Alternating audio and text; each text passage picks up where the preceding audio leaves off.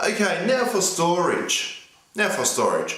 What do we use? We don't use those big 5¼ inch floppy disks like we used to do with the Commodore 64s and the Apple IIes and IIcs. For storage now we use these things. They're called hard drives. This one's a little bit older. It's only a 320 gigabyte hard drive. And when you partition it in Windows, it will only show 245 gig by memory because of the partitioning tables and whatnot.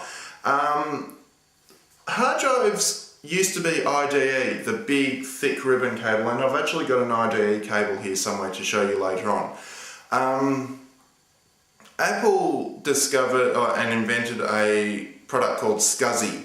SCSI was a lot faster, a lot better, and unfortunately now it's just purely obsolete because it was far too expensive to run and operate. Now we've moved to such technology called SATA.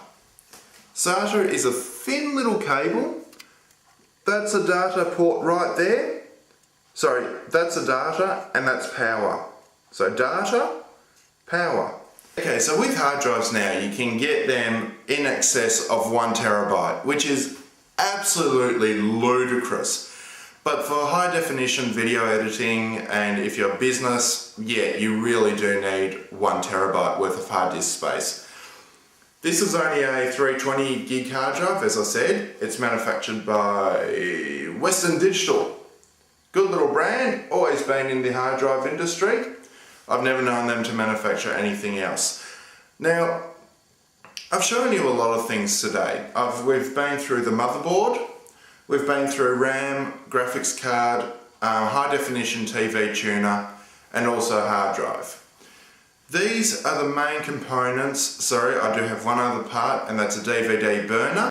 We've been through all the major components for a computer.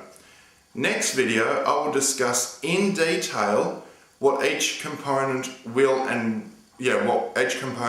do. Thank you for watching, and I hope you got something out of this.